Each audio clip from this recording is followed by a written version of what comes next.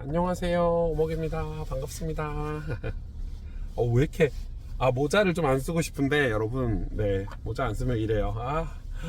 어제 한빈이가 좀 아파가지고 한빈이가 좀 아파서 밤새 이제 와이프가 아내를 한빈이 좀 열 좀 나고 이래서 챙기고, 제가 아침에 저도 잠을 좀 설쳤는데 이제 아침에 윤빈이 깨워서 옷 입히고 밥 먹여서 지금 유치원 보내고 출근을 하고 있습니다. 저는 무조건 아침에 출근합니다. 예, 월화수목금토일 다 무조건 교회를 가든 혹은 외부 사역이 있으면 외부 사역으로 바로 가는 경우가 있는데, 일단 그래도 교회 가서 하루 스케줄을 좀 정리를 하지 않으면 저 좀 게으르고, 제가 막 규모 있게 사는 그런 스타일이 아니기 때문에 자꾸 뭘 놓치더라고요. 근데 이렇게 살아도 놓치긴 하는데 이렇게 살아도 맨날 깜빡하고 놓치고 막 이래요. 이러고 참 제가 좀 능력 좀 있었으면 좋겠어.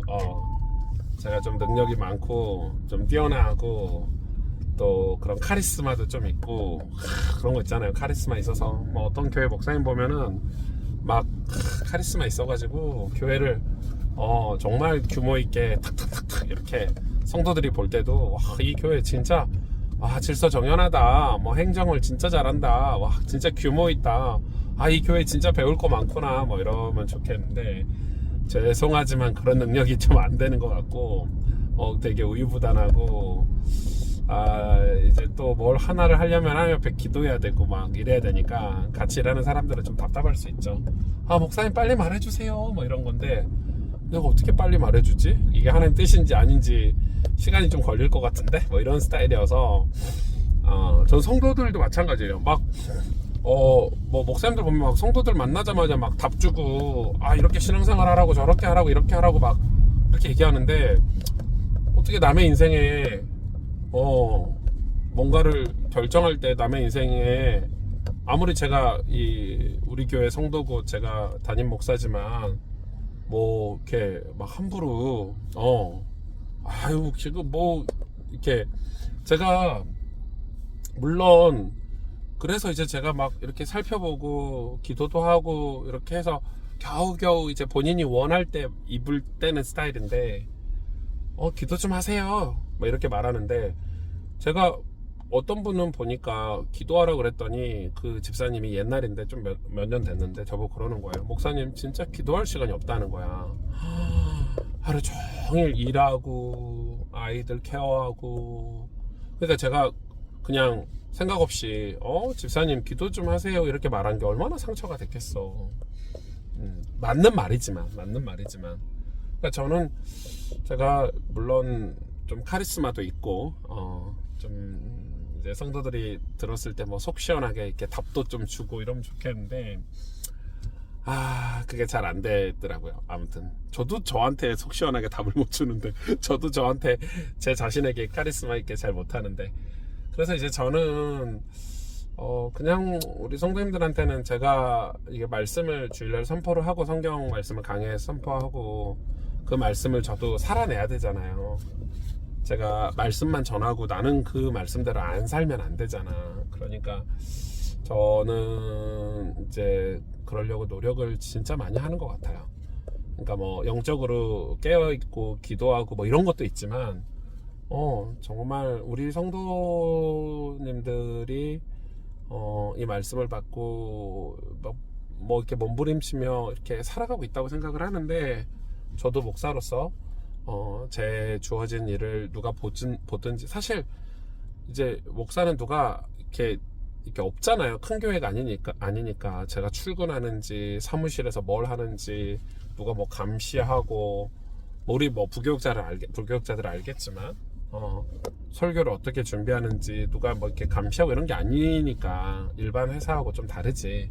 근데 저는 외부 사역도 많고, 그래서 스스로에게 좀 성실하고 또 정직하고 또 거짓됨 없이 이렇게 하려고 노력을 하고, 또 우리 성도들에게도 제 어떤 인간적인 연약함들, 과호들, 우리 오목사님 배울 게 하나도 없어 이렇게 말을 해도 그게 사실인데 어떡해. 저한테는 배울 게 없지. 하나님께 배우시고 말씀을 통해서 배워야 되고. 그래도 이제 저도 어느 정도 꿈이, 하나님 주신 꿈이 있고, 요셉처럼 또 제가 그 속에서 믿음을 하루하루 살아내고 믿음대로 살면 되겠다라는 그런 어떤 뭐가 있죠? 그런 다짐들이 있으니까 저도 이렇게 노력을 하는 것 같아요. 더 옛날엔 진짜 많이 게을렀거든요. 막 집에 있으면 하루 종일 집에서 뒹굴뒹굴 거리고 뭐 책도 안 보고 뭐 그럴 수 있겠잖아요. 그래서 이렇게 매일 출근을 하는 편이에요. 매일 출근을 하고 하는 편이 아니지, 무조건 출근을 합니다. 그래서 하루를 시작을 하고 있습니다. 예. 제가 왜 이제 이런 얘기를 여러분하고 조금 이렇게 나누고 싶냐면, 어떤 신앙 생활을 하는데 제가 보니까 이번에도 그 기독교 전국 기독교들이, 교회들이 연합해서 10월 27일 날 이 광화문, 서울, 뭐 여의도 이렇게 일대로 띠를 형성해 가지고 뭐 200만 명 연합 예배, 기도회 이렇게 했잖아요. 포괄적 차별금지법을 저지하기 위해서. 근데 제가 그걸로 인해서 뭐 저희 동기들도, 제 고신대 동기들도 서로 의견이 이렇게 반반으로 나뉘더라고. 근데 제가 제 느낌이에요. 제 느낌인데, 이거는 우리가 기독교인으로서, 교회를 다니는 크리스찬으로서 이런 악법들이 악법이 세상은 악하니까, 예를 들어서 악법이 이게 선진국의 사례를 봤을 때 이게 어떻게 할 수 없는 어떤 흐름이라는 게 있는데, 그거하고 상관없이 우리는 하나님의 말씀을 선포하고 또 하나님의 진리와 의와 공의, 사랑과 용서를 선포하는 게 우리의 역할이기 때문에 그거를 우리가 최선을 다해서 선포를 해야 되는 거죠. 그리고 세상 정치인들에게 우리가 이 뭐라고 하죠? 그 단어를 뭐라고 하죠? 그거를 얘기를 해야 되는 거죠. 이건 잘못된 거다. 말할 수 있어야 된다고 생각이 들어요. 그런데 이제 제가 느낄 때 우리의 아쉬움, 제가 생각했을 때 어떤 아쉬운 점, 그게 여러 표현 중에 하나잖아요. 광화문에 200만 명이 모인 게 우리가 그런 일을 하는 여러 방법 중에 하나니까, 다른 방법으로도 그런 일들을 하죠. 뭐 시민단체를 만들거나 아니면 우리 교회들이 그런 교육을 해서 우리 아이들에게 그런 교육을 해서 어렸을 때부터, 저쪽 보세요. 그쪽 세계들은 막 책도 만들고 아이들을 어렸을 때부터 성 정체성을 바꾸려고 동성애 관련 책도 만들고, 너희들이 여자로 안 살아도 돼, 남자로 안 살아도 돼, 이런 책들을, 성은 다양한 거란다, 이런 책 만들어가지고 이렇게 막, 그럼 캐나다, 미국 같은 데 보면 그런 엄청난 노력들을 해요. 아이들의 어렸을 때부터 교육을 해요.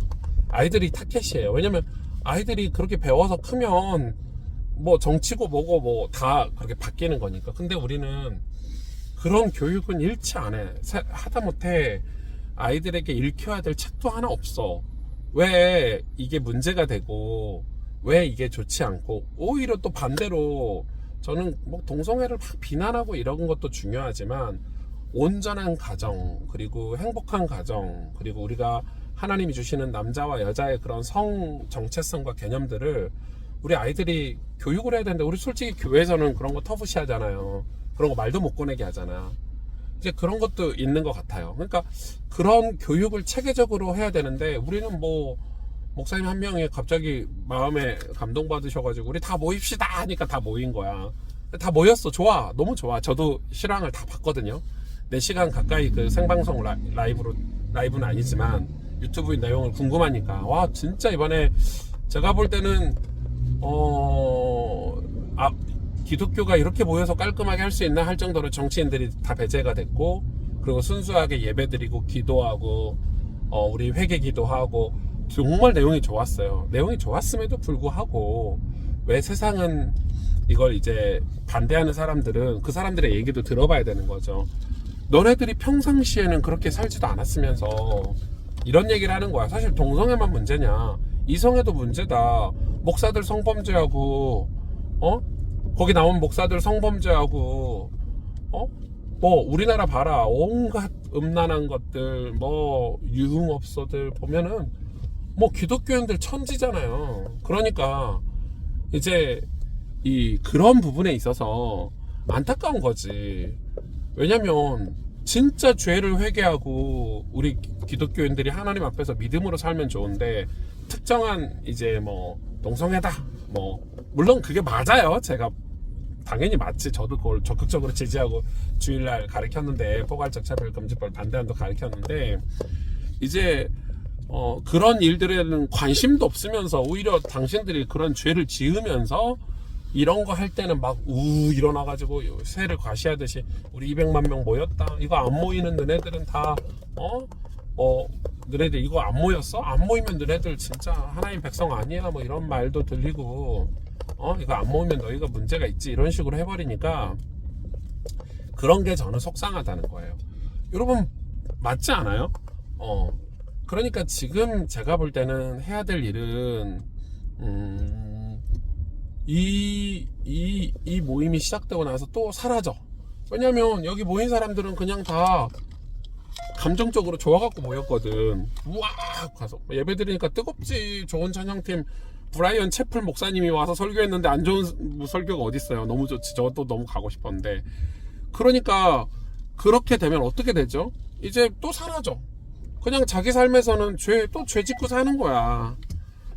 그러니까 이제 그런 게 체계적으로, 그러면은 이번에 헌금이 좀 모였으면 그런 재정들 가지고 동성애자들을 도울 수 있는, 동성애자들이 돌아올 수 있는 어떤 기구도 좀 만들고, 또 그것뿐만 아니라 우리 자녀들에게 건강한 가정, 건강한 성 정체성을 가질 수 있는 어떤 기관들도 좀 만들어서 교육을 하면 어떨까, 이런 생각이 들어요. 제가 어제 어제 제가 여기 TMD 고봉익 대표님 만났는데, 고 대표님도 같은 의견이시더라고요. 그분은 이제 교육 전문 프로그램 하시는 분 아닙니까? 근데 고봉익 대표님 하시는 말씀이 저는 일리가 있고, 제가 주차한다고요, 여러분? 잠깐만요. 일리가 있고, 고봉익 대표님 그 이야기 하셨어요. 자기도 지금 패밀리 언더 락이라는 신앙 가정 사역을 할 수 있는 그런 NGO를 만들어서 지금 가정에서 신앙생활을 할 수 있는 거를 컨텐츠를 제공을 하려고 NGO를 지금 만들고 있다는 거예요. 그게 여러분 얼마나 중요해요. 그러니까 지금 이게 극단적으로 서로 싸우고, 너 여기 왜 모임 안 왔어? 그 모임은 좀 정치적인 모임이야, 이게 아니라 우리가 여러 형태 중에 하나라고 존중을 해주고, 그 대신 이제 우리가 앞으로 우리가 이 교회들이, 근데 이번에 모임은 진짜 좀 가치가 있었다고 생각하는 게 교단을 다 넘어섰어요. 그러니까 뭐 감리교, 성결교, 뭐 장로교, 뭐 이런 모든 건강한 교회들이, 모든 교단들이 다 함께 연합해서 회개기도 하고, 나라를 위해서 기도하고, 찬양하고, 그리고 해산, 그 어떤 정치적인 발언도 하지 않았어요. 그런 의미에서는 좀 고무적이다, 이렇게 생각이 들기도 하고. 근데 이제 아쉬운 거는 우리 성도님들도 그렇고, 이거 예배 이렇게 200만 명이 모였다, 와, 이거에서 끝나니까, 그리고 그걸로 남을 정죄하니까, 그 영상 계속 써먹고 막 이렇게 하니까, 사실 우리가 진짜 회개하고 기도한다면 광화문에 모여서 기도 안 해도 되잖아요. 우리가 뭐 바리새인들도 아니고, 우리가 어디 저기 강원도 산골짜기에서 모여가지고 기도하면 그 기도 하나님 응답 안 하십니까? 그러니까 이제 우리가 생각할 때는 지금 이게 작은 고민거리는 아니에요. 저도 고민이 돼요. 저희 교회 아이들한테, 하다못해 저희 교회 아이들도 제대로 된 기독교적인 가정에 대한 그림을 가지고 있냐, 정체성을 가지고 있냐, 이런 생각이 들거든요. 애들이 낙태를 반대하는지 찬성하는지 개념도 없잖아요. 이제는 성경적인 기준도 없어, 교회에.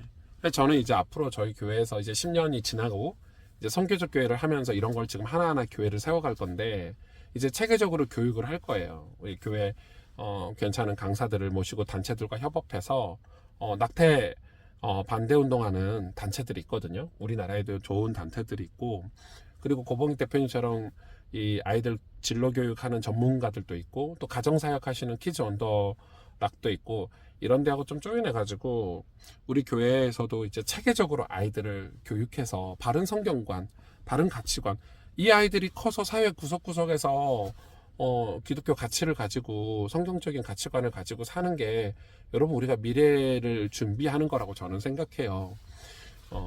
그리고 이제 이런 가치관을 가지고 직장이나 사회나 이런 데서 야, 참 예수 믿는 사람들은 크리스찬들은 좀 멋진 것 같아 이래야 되는데 여러분 맨날 뉴스가 전부는 아니고 모든 목사가 그런 것도 아니고 소수 일부분이지만 맨날 뭐 기독교가 PD수첩에나 나오고 뭐 그것이 알고 싶다에나 나오고 맨날 뭐 어디 총회장이 뭐 이렇게 불륜이나 저지르고 뭐 성폭행했다 이런 말이 나오고 여러분 그런 사람들이 광화문에 모여가지고 200만 명 뭐 연합 기도회 하니까 이제 불신자들이 볼 때는 예수님 안 믿는 사람들이 볼 때는 뭐 하는 짓인지 물론 이 동성애 부부 이걸 합법을 막기는 해야 돼. 이제 교통이 좀 불편해도 사람들이 손가락질해도 어찌됐든 이걸 막아야 되는데 만약 막지 않고 나중에 당신들 자녀들이나 손자들이 뭐 동성애자가 된다 뭐 게이가 되고 레즈비언이 되고 트랜스젠더가 된다면 뭐 엄청 후회하겠지. 명분은 맞아. 명분은 저게 100% 맞는데 이제 하는 방식에 있어서 저게 이제 목사님 한두 사람이 감동받아가지고 막 으쌰으쌰 모이자 했는데 심지어는 제가 되게 속상한 게 이제 대형 교회들이 이 모임, 이 연합 집회에 참석하지 않은 어떤 단체나 연합 집회에 대해서 건전하게 비판하는 단체를 후원을 끊고 관계를 끊고 왜 꼭 저렇게까지 해야 되나? 그렇게 되면 진짜 균형 있는 어떤 이 토론의 장이 없어지잖아요.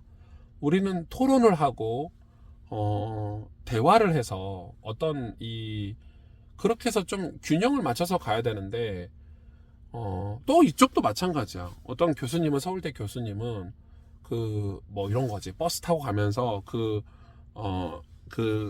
연합 기도회 예배 이렇게 보는 거죠. 성도들이 앉아서 기도하고 그런데 이제 뭐 당신 SNS에 그걸 조롱하는 글을 올리는 거야. 아주 미개한 기독교인이다. 그게 왜 미개한 기독교인이에요? 시골에서 새벽부터 버스 타고 올라오셔가지고 우리나라가 바르게 가도록 그 악법을 저지하도록 와서 찬송하고 기도하고 그게 왜 미개한 거예요? 그러니까 서로 그런 상황인 거예요. 저도 이제 저희 교회에서는 주일날 뭐 완전하게는 안 했지만 그래도 제가 한 두세 주 전부터 포괄적 차별금지법이 뭔지 이걸 왜 교회가 반대하고 교회만 반대할 게 아니라 일반 건강한 시민들이라면 이걸 반대해야 되는데 이 LGBTQ가 무슨 내용인지 이게 뭐의 약자인지도 모르거든요. 성도들은 무조건 이게 뭐 악법이다 그런데 이게 왜 악법인지 이게 왜 문제가 있는지 이걸 교육을 해서 성도들이 그걸 충분히 이해하고 인지하고 있는 게 저는 훨씬 더 중요하다고 생각을 해서 그런 의미로 동참을 했거든요. 근데 앞으로 지켜봐야죠. 지켜봐야지. 여러분 좀 죄송한 얘기지만 구약의 선지자들은 뭐 오실 메시아를 바라보고 그거 유일한 예수 그리스도를 바라보고 살았지 현실은 약간 회의적이었죠. 구약의 선지자들은 회의적인 사역을 했어. 근데 신약에 와서도 저는 똑같다고 생각해요. 우리가 막 복음도 전하고 교회도 세우고 막 세계 복음화도 할 것 같고 로마 복음화도 할 것 같고 막 하지만 사실 좀 회의적이죠. 왜냐면 말세가 오거든요. 그러니까 교회가 세상을 유토피아 그러니까 교회가 세상을 교회화할 수는 없어요. 왜냐면 계속 악한 시대가 돼요. 악해지고 말세의 때고 종말의 때가 와요. 그럼 교회는 그 속에서 우리가 복음을 전하고 예수 그리스도의 생명의 복음을 전하고 영혼들을 건져서 교회는 구원의 방주 역할을 할 수밖에 없거든요. 교회는 구원의 방주 역할을 하는 거예요. 예수님이죠. 예수님 안에 들어오면 사니까 그 역할을 하는 거예요. 그리고 우리가 소망하는 거는 주님 재림하실 때를 우리가 소망하는 건데 그래서 저는 우리의 신앙은 매일 믿음으로 사는 거라고 생각을 해요. 매일 믿음으로 살아야 돼. 매일 믿음으로 살지 않으면 그 신앙이 진짜인지 가짜인지 확인할 길이 없는 거야. 매일 믿음으로 살아야 되는데 매일 믿음으로 안 살고 어떤 사건이나 어떤 뭐에 의해서 막 감정적으로 막 으쌰으쌰 하거나 이런 거는 제가 볼 때 신앙생활에 그렇게 도움이 안 되는 것 같아요. 왜냐면은 제가 제 주변을 봤을 때 평상시에 믿음으로 살지 않으면서 갑자기 이런 이슈가 생겼을 때 막 흥분해가지고 반대, 찬성 이렇게 하면서 막 서로 정죄하고 이러는 거는 지금 정죄하고 이럴 때가 아니에요. 이런 내용을 정확하게 우리가 알리고 체계적으로 우리 아이들이 다음 세대를 살아야 되니까 우리 아이들에게 이런 교육들을 해야 돼. 왜냐면 저쪽은 이미 그런 교육을 하고 있잖아요. 이제 초등학교에 다 들어가가지고 초등학교 가서 아이들한테 뭐 성은 두 가지가 아니단다, 뭐 성경은 틀렸단다, 그리고 뭐 온갖 프로그램들을 만들어가지고 여러분 주일날 보셨잖아요. 캐나다에서 하는 그 단체가 하는. 그래서 부모님들이 자녀들을 부모님의 그 뭐라고 하죠? 부모님이 자녀들이 선택할 권리를 가질 수 없다고 얘기하잖아요. 그 단체가 얼마나 체계적인데. 그리고 아이들에게 막 책을 읽혀줘도 그 책에 망가지 드레스 성 정체성을 새로운 성 정체성. 그래서 뭐 아이들에게 그러는 거예요. 너는 여성의 모습이 있구나. 남자 아이한테. 또 여자아이한테 넌 남성의 모습이 있구나. 너는 남자가 돼도 돼. 뭐 이런 식인 거지. 그렇게 아이들 교육하고 있는데 우리는 뭘 모여가지고 어른들이 뭐 정치가 문제다. 헌법재판소가 문제다. 대통령이 문제다 하는데 사실 대통령 정치인도 문제긴 하지만 저는 조금 우리가 교회들이 이런 교육을 할 수 있는 기관들도 좀 만들고 또 다양한 이런 단체들과 협업해서 맨날 목사님 설교만 듣고 사니까 교회에서 그리고 맨날 그런 교육을 받을 곳이 없으니까 낙태가 왜 안 좋은 건지 낙태가 왜 필요한 건지 이런 이 생명 윤리에 관해서 배울 데가 없잖아요. 있지만 교회들이 그걸 협업을 안 하니까 이래놓고 또 나중에 무슨 이 정치적으로나 어떤 이슈가 되면 그때 가서 또 피켓 들고 나가서 뭐 반대하고 이러는데 그게 뭐 얼마나 효과가 있겠냐는 거죠. 저는 좀 생각을 했을 때 우리가 좀 성실하게 크리스찬들이 좀 진중하고 자기 삶에 좀 진중하고 우리가 해야 될 일을 그냥 터부시 가볍게 나와 상관없어. 그게 나하고 뭔 상관인데 이렇게 안 살았으면 좋겠는 거예요. 하나님의 백성이 이 나라의 일과 우리 다음 세대 일에 관심을 안 가지면 누가 가지고 기도하고 그래서 내 달란트 하나님 나에게 주신 직분 이런 거를 가지고 섬겨야 돼요. 교회는 봉사하는 곳이거든요. 그러니까 봉사를 해야 돼요. 내가 그런 마음이 좀 강하게 드시는 분들은 주일학교 선생님도 하시고 맞잖아요. 근데 교회에서 그런 목소리를 내는 분들은 교회에서 또 봉사는 안 해. 주일학교 선생님은 하기 싫은 거야. 힘들고 어려우니까. 그래놓고 맨날 목소리만 내. 교회가 이렇다면서 교회가 이런 일도 해야 된다면서 교회가 왜 이런 일에 참여를 안 하냐면서. 그래 제가 그랬지. 그런 일에 참여하기 전에 그러면 선생님께서 그런 목소리를 내시는 분께서 주일학교 선생님이 돼서 초등부 선생님이 되고 유치부 선생님이 되고 청소년부 선생님이 돼서 아이들에게 그런 좋은 성경적인 가치관을 가르쳐 주시라고. 근데 그건 또 하기 싫은 거야. 그러니까 이런 이중적인 태도가 우리에게 있다니까요. 악하죠. 그게 악한 거라고 생각이 들어요. 하나님은 그걸 저는 그렇게 좋아하시지 않는다고 생각해요. 그런 감정적이거나 흥분해가지고 어떤 이 분위기를 타서 신앙생활을 하는 거가. 그래서 여러분 분위기 타서 신앙생활 하니까 다들 끝이 안 좋잖아요. 그게 아니고 우리가 하나님 앞에서 내 믿음을 가지고 성실하게 내 믿음을 살아내는 어떤 책임감, 의무, 이게 저는 진짜 신앙생활이라고 생각을 하거든요. 정말 고민해야 되겠죠. 여러분 교회가 크든 작든지 여러분이 예를 들어서 이번에 200만 연합 기도회나 이런 데 가서 말씀도 듣고 감동도 받았다면 교회 가셔서 내가 그러면은 우리 교회에서 우리 자녀들에게 어떤 도움이 될 수 있을까? 그게 정상 아닌가요? 그러니까 저는 그런 마음이 너무 많이 들어요. 제가 돌아오는 주에 설교를 하겠지만 우리 신앙생활이 이런 부분이 좀 많이 필요한 것 같아요. 여러분 안녕. 저는 오늘도 열심히 사역하고 또 공부하고 또 열심히 일하고 또 내일 저녁에 수요 성경 공부로 만나요. 안녕. 내일 수요 성경 공부 때 얘기하지. 저희 1000명 돌파했다고. 와! 이러면서